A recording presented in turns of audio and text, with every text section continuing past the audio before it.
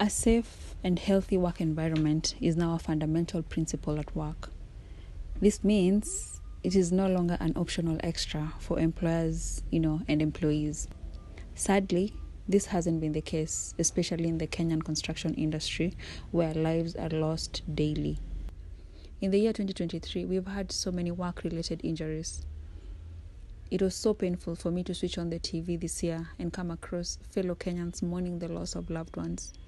So many children are being orphaned because somebody somewhere is choosing to ignore the OSH gaps in the construction industry. Remember, the change we want to see starts with me. Huwa nafika some point nasema, huwa naambia hata mke wangu, it's better to die than to suffer. Because sometimes maisha inaweza fika mahali, sasa mke wako anakuitisha pesa, namwambia labda uchukue kidondo ukule. Juu sometimes hauna chochote. Mimi wakati nilianguka na tumbo. So na sehemu ambayo iliumia sana upande wa left. Juu ni kama kanilitoka juu, mkono wa left ndio ulishika chini. Napofikiria kuhusu venye nilianguka, siwezi sema naweza rudi kwa kazi ya nje. Hi guys, today I'm joined by an individual who's going to be sharing a personal experience. I'm going to allow him first to introduce himself before we get into the nitty-gritties. Karibu sana Paul. Asante sana. Mimi nashukuru kwa muda huu ambao mmenikaribisha hapa. Kwa majina naitwa Paul Hainga, ambaye nafanya kazi kwa nyarida ya ujenzi, na nimefanya kazi hii ya plaster kwa muda wa miaka 4, ambayo imekuwa ni mahali ambapo nilikuwa napata riziki. So nashukuru kwa wakati huu ambao nimealikwa na wenzangu ili nije mahali hapa kuwazungumzia yale niliyo nayo. Asanteni sana. Karibu sana Paul. I'm hoping chenye tutadiscuss hapa itasaidia mtu hapo nje. Yeah? Na pia wewe. So Paul, tuambie, hii kazi ya plastering umefanya miaka ngapi? Kwa sasa hivi nimefanya si miaka 4 bali nilianza 2017. So 2017 until now kama 7 years. So it's 7 years old. Hiyo ni experience mingi. Yeah. Na ni kazi yenye uliamua tu kufanya, umeisomea kwanza? Sijaisomea. So ulikuwa tu na interest? Nilikuwa na interest. Nilianza nitoka nyumbani baada ya wazazi kushindwa kunimalizia katika masomo. Nikakuja hapa nikaanza kazi ya mkono. Baadaye nikakuwa na interest nikuwe fundi. So baadaye nikajifunza hapo nikakuwa fundi.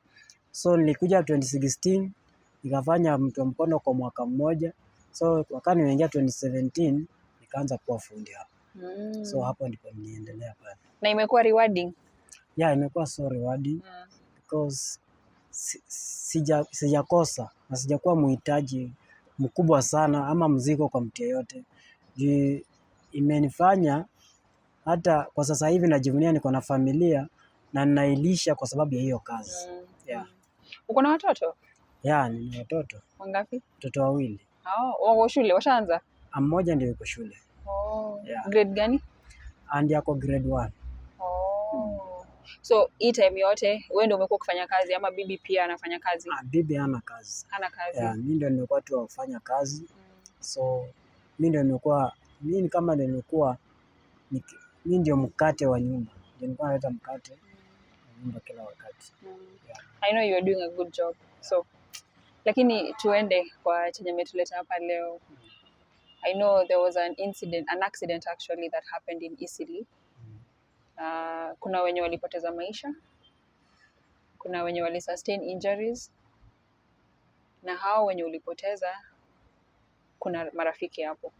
Yeah. So you've lost friends and you are also there. So just tell us hiyo siku. Just take us through that day before your accident happened. Mimi nashukuru Mungu kwa maana siku hiyo sikujua kama naenda kupata accident, na nilitoka kama kawaida nikaelekea kazini na nikafika pale nikafanya kazi. Na kabla ya hiyo siku on Friday nilikuwa kwenye ile kazi, nilikuwa napiga coping kwa wale ambao wanajua plaster. Kwa piga maua ya coping. So nikipiga pale, hiyo siku wakati iliisha, kuna mafundi walikuwa chini, so walikuwa wanashuka wakiteremka na ngazi. So baada ya mimi baada ya kuchapa hiyo kazi siku hiyo, wakati ambao tumefunga kazi tunaenda kwa nyumba, kesho yenyewe kukuja tukapata ngazi imeshuka. So siku hiyo Mungu alitushikilia.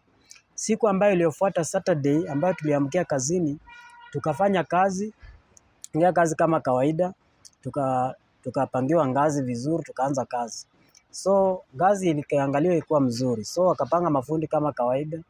So siku baada ya kuanza kazi, baada ya kutoka lunch, tukafanya kazi kufika lunch time, tukaenda lunch, tukarudi, tukipiga story na marafiki zangu ambao walikuwa msaada mkubwa juu wao ndio walileta kwa ile site ili nipate chakula. So tukapiga story, tukatoka hapo tukicheka bila kujua yale ambayo yamepangika. So tukafanya kazi yetu vizuri, tukaingia kazini, tukaanza kazi. So kwa mwendo wa saa 9 hivi, siwezi elewa ngazi ilienda aje, lakini nilijikuta chini nikiomba msaada, nikisema, nikilia help me. So wale waliokuwa juu wakaanza kusema mtu ako hapa tumsaidie. So wakati walianza kutoa pale, hapo ndio fahamu yangu ikapotea, na nilikuja kurejesha fahamu yangu on Monday. Hapo ndipo niliona sasa, ndio nauliza ule alikuwa karibu, Sunday imefika ama bado? So wakasema leo ni Monday jioni. So nikamwambia kwani wiki imeenda aje mbio? So sikuwa najielewa kwa huo wakati, na nashukuru Mungu kwa maana nilipojiangalia, hata kugundua kuwa nimefanyiwa upasuaji kwenye tumbo niligundua baada ya wiki moja, juu sikujua. So ni kitu ilifanyika kama nimekufa. So after 1 week ndio nikasikia kujikuna kwa tumbo, kuangalia tumbo nikapata mawaya zimejaa, nikashtuka. So nikauliza nurse, nini iliendelea hapa? Akasema ulipasuliwa. So nilishangaa na nikashtuka sana. Lakini kwa huo wakati nilipokuwa hospitali, hata wakati nilienda, mke wangu, nilikuwa na wasiwasi juu mke wangu hakujua niko hospitalini. Wale walio sign operation yangu walikuwa marafiki. So nilikuwa na wasiwasi, na kwenye huo muda wote na mimi nilikuwa tegemeo katika familia. Ilikuwa shida sana na niliona wakati mgumu sana. Paul, unaona sisi hatukuwa hapo hiyo siku, lakini tuli watch tu kwa news. Yeah. Na kwa news walisema hiyo building ilikuwa 17 floors. Wewe ulikuwa hapo. Na pia tunaambiwa you told me you were on the 19th floor. Yeah.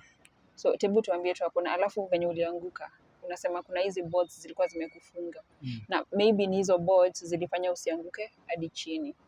So maybe utueleze hapo. Okay, siwezi sema boards zilifanya nisifike chini. Juu sasa board kulingana na ngazi huwa inapangwa. Wewe sema utaanguka juu, kama ulikuwa 19th floor kisha ngazi ikatikie 17th floor, wewe sema utashuka mpaka hiyo ngazi ikatikie 7th floor. Juu ngazi ilikatikia 7th floor. So from 19th floor wewe sema utaanguka 7th floor, board zikufunike. So hiyo ngazi yote ilienda chini. Hakuna penye ilijishikilia.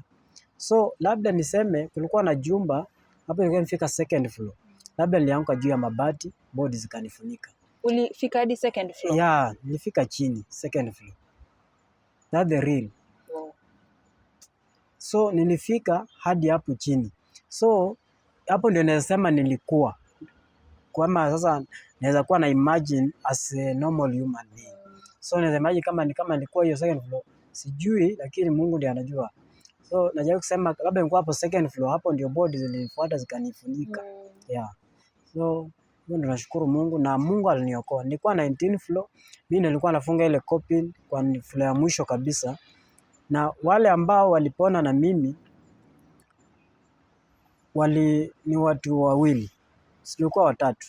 Kwa watu 15, kwa watu 14, watu watatu ndio waliponea.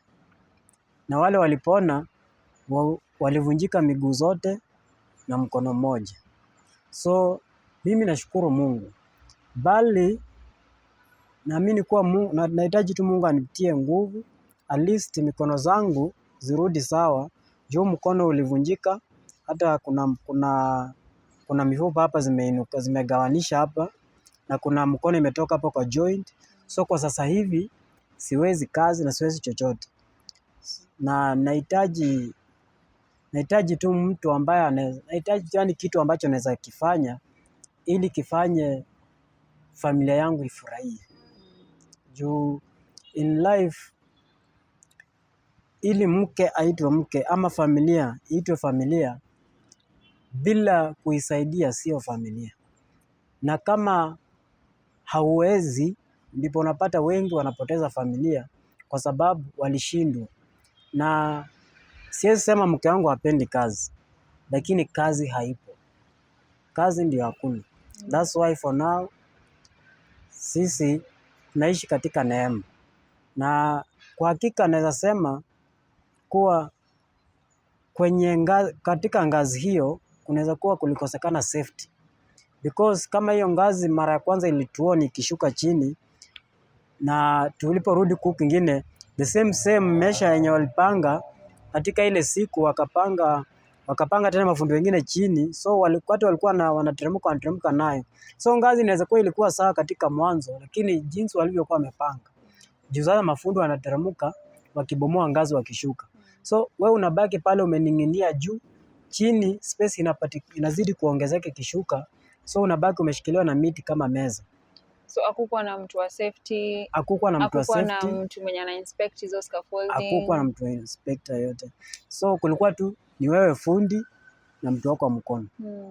Nyinyi ndio mko hapo kazi. So wakati ambapo mtu anashuka, hakuna fundi wa ngazi anakuja kutengeneza ngazi.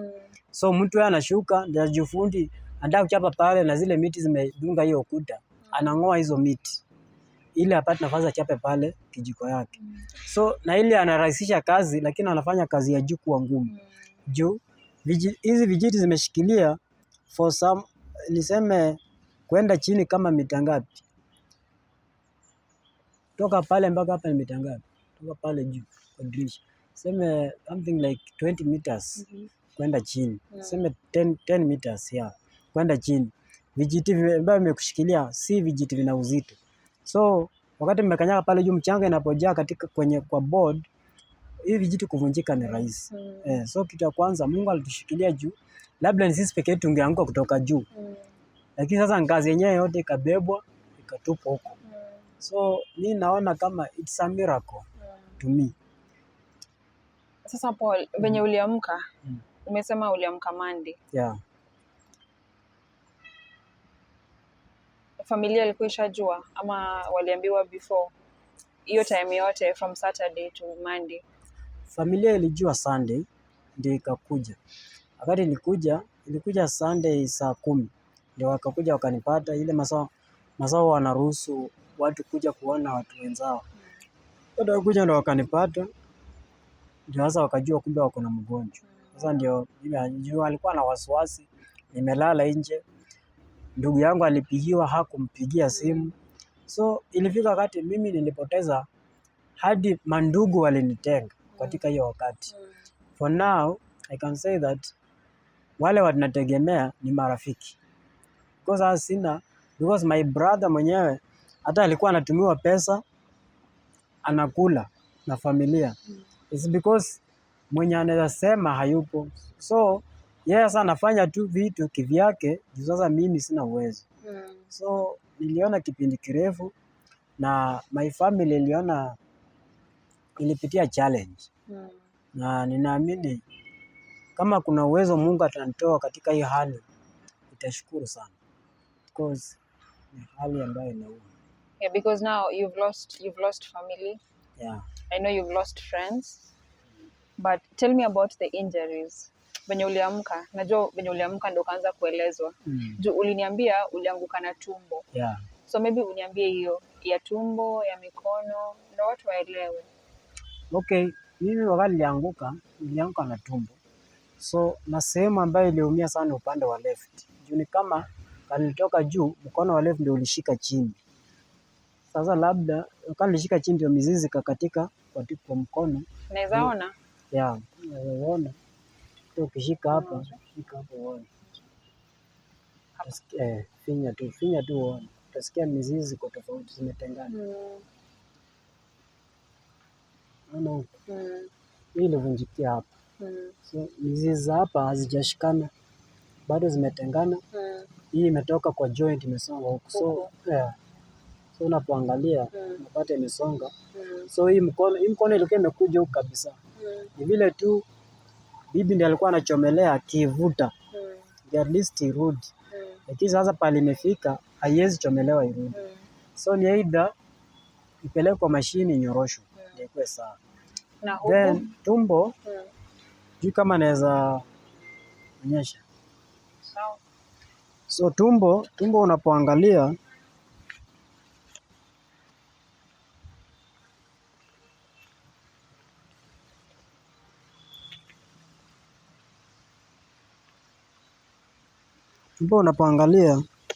walifanya upasuaji huku na huku kuna kidonda huku yenye ilijigwara kwenye ukuta. So ni vitu ambazo zinaleta shida. Hata hiyo mbavu iko kuvunjika, lakini ngana ile kidonda juu ilikuwa inajivuta, labda ni mti ama ni ukuta ulijigwara, so ina affect mbavu kila saa, inaniuma kila wakati. Na kwa hapa kuna kidonda ambayo kimeingia kinatoa, hata ukiona hii ni maji, kinatoa maji kwa tumbo, so kimeingia ndani. So leo kimeoshwa na kimefungwa, so tuone kama kitakuwa sawa. So ni challenges ambayo imeleta ugumu katika maisha. Na huwa nafika some point nasema, huwa naambia hata mke wangu it's better to die than to suffer. Because sometimes maisha inaweza fika mahali sasa mke wako anakuitisha pesa, namwambia labda uchukue kidonda ukule. Because sometimes hauna chochote na you don't have anywhere to go to borrow. Sasa wewe sema, because siwezi kuwa napigia, for example, tangu nitoke tarehe 19, not from tarehe 19, from siku nipata fahamu mke wangu akatalijua niko hospitali, nilianza kutegemea marafiki. Kila sana napigia rafiki, nitumie hata 200 bwana. Anatuma hata 200 nakula. Ukipigia kesho hakuna pesa, ukipigia ule. So from that day to today, wale nimepigia ni wengi. Na wale wamezoea sauti yangu ni wengi. So siwezi tena anza kurudia. So inafika mahali unaambia mke wako, hata ni heri ningekufa uende kwenu ulishwe kuliko uishi kunishtumu. Because that's a situation yenye inafanya mtu, yani inafanya una lose hope in life. So ni kitu ambayo kinakutoa imani katika maisha ya kulingana na ile situation nimepitia. Juu unapoangalia sasa niseme kama ni mandugu, niseme sasa ni ndugu. Kama ni my brother, niko na 2 brothers. About 2 brothers, hakuna mwenye ashai niletea hata shilingi. Mmoja ndiye niletea 100. Na huyu wa 100 ndiye alikulanga pesa yangu ya hospitali. So huwa naangalia nasema, hata pesa ikasanya kanisani akapewa, akakula. Na huwa nasema that's a challenge in life. Lakini challenge inaisha wakati ambapo umepata penye unaweza jishikilia. Lakini kama bado sijapata, siwezi sema that's a challenge, because hii ni kitu ambayo huwa nasema satanic things. Yani hii ni vitu vifanyika kishetani. Sasa hii ni ya kutumaliza. Na Paul sasa hizi una survive aje? Juu venye umesema najua binadamu, unanipigia simu leo na kusaidia. Kesho unapigia mtu mwingine anakusaidia. Lakini inafika ile point yenye watu wanaanza kuchoka na wewe. Na ni ukweli, sisemi kwa ubaya. Anaanza kuchoka na wewe. Sasa hizi una survive aje? Ni hivyo tu, hiyo ndio watu na survive. Sasa our survival is yule mwana tusaidia leo anasaidia yule. Because wakati nitoka wiki ya kwanza kutoka kwa hospitali, wengi walikuja. So wale walikuja, ile chakula walileta, hiyo ilinisaidia. Sasa kwa hiyo wiki, unajua wiki ya kwanza ndio watu wanakuja sana. So ukishakaa after hiyo 1 week, hata si 1 week, 3 days yenye umekuja kwa nyumba, ndio watu wanakuja. So wale watu walikuja, sasa ile chakula walikuja ndio nimenisukuma At least sasa hata kama iliisha lakini imenisaidia pakubwa sana. So hiyo ndio chakula nimetumia. Sasa wakati watu walikatiza mienendo zao, lakini at least ninashukuru juu kuna usaidizi pia nilipata kwa kuja kwa hizo siku zao 3. Lakini for now mimi bana tegemea, yani nangojanga tu Mungu mwenyewe aongee kwa mtu. Na sasa school fees, juu sasa uko na watoto wawili. For now mtoto hawezi enda shule. Hakuna kazi. For now mtoto hawezi enda shule. Mtoto nimwambia akae, siku ataona nimetoka kwa nyumba naenda kazi, ndio niulize mambo ya shule. So nilimwambia kwa sasa siongee mambo ya shule, akae kwa nyumba. Na employer alifanya aje from the time uliumia ikakuwa kwa news, umekaa hosi 2 weeks, employer kuna wakati ameitisha meeting akasema anataka alipe kila mwenye aliumia 15,000 every month for 3 months.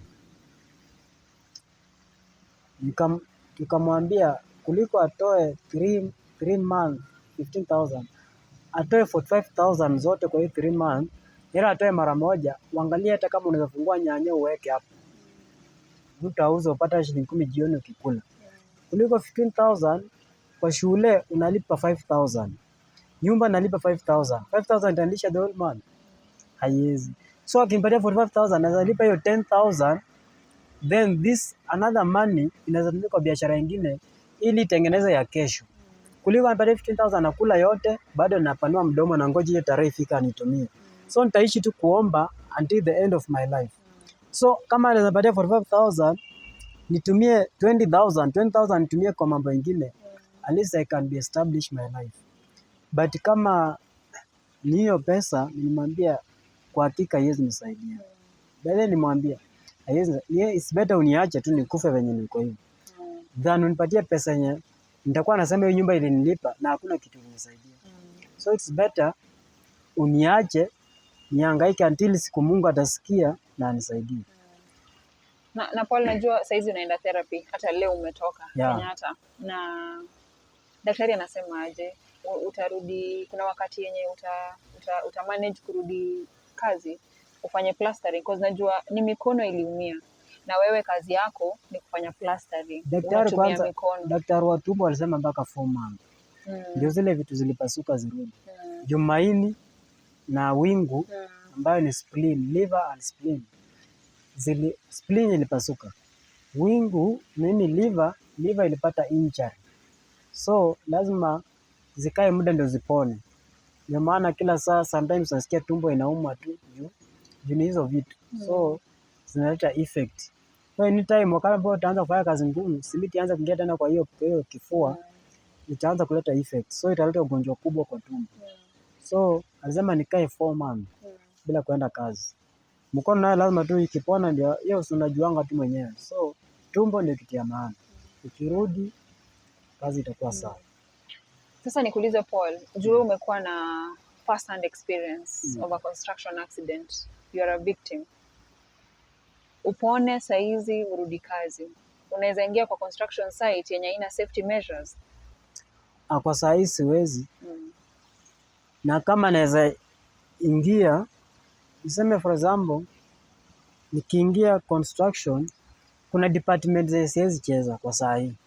Because ya kile ambacho nimekiona kinafanya ninachukia department kadhaa, ingawa nilikuwa napenda sana hiyo kazi wakati niliingia. Kwa saa hii sasa kuna department ambazo nazitenga nazo, kama kazi ya rafu ya nje ya ngazi, hiyo siwezi fanya kwa saa hii juu ya ile mambo nimeona. So napofikiria kuhusu venye nilianguka, siwezi sema naweza rudi kwa kazi ya nje. Not unless ile kazi yenye yani kiangalia nione safety iko sawa, kila kitu kwa mpangilio, then naweza fikiria mara mbili. Kulingana na mahitaji. Paul, so to your friends who are still in the construction industry, wale wenye probably right now wana work at height, what piece of advice would you give? First thing, I know that safety starts with you first of all, and then naweza sema kuwa wacha tukue waangalifu. Let us be keen for what we do, so that what you may get on the work that you do, let us give the good result of our life. Because unaweza kuwa unasema labda, unaweza ona nimeumia useme mjengo ni mbaya, kumbe your safety ndio mbaya. So mjengo si mbaya, kitu mbaya ni we don't look on our safety, we look on how we are going to gain on that work. So the first thing, before you think about the salary, before you think about what you are going to get, the payment that you are going to receive on that work, first of all, look at how safety it is. So let us make the foundation of the safety first. And if we'll be keen on the safety, even our bosses will be also be keen. Because if you are not keen for yourself, even your boss will not care for you. So let us be keen, and surely this work will help us and will make our family to grow without being orphans or being borrower in their lives. So lazima tuwe makini sana katika kazi ambayo tunafanya na tutasonga, because hata ukikufa kazi itaendelea. So let us be keen for everything we do. Thank you. Asante sana Paul, asante kwa kukuja, asante kwa kukubali kushare story yako. And I hope anyone who is out there is able to listen and this story helps. And I'm praying that this becomes the last accident in the construction industry. So asante sana. So guys, I hope you paid attention to everything that Paul said. Paul is a survivor. He survived falling from the 19th floor and is here today to share his story. Some of his colleagues were not lucky enough to be here. And I tell guys all the time, this is what happens in the absence of safety. This is what happens when safety procedures are not in place. If maybe we had a safety professional on that side, if we had the client investing in safety back then maybe Paul would not be here with all these severe injuries telling us that he survived. Maybe right now he'd be able to support his family. He'd be able to take his kids through school. As we've heard clearly, his kids are home. He cannot take them through school. This is why we have this podcast. We are sharing awareness. We are creating awareness on health and safety. Sometimes you ask, why this podcast? This is the reason why. If we had more people paying attention to safety, then Paul would not be here sharing his experience. So thank you very much.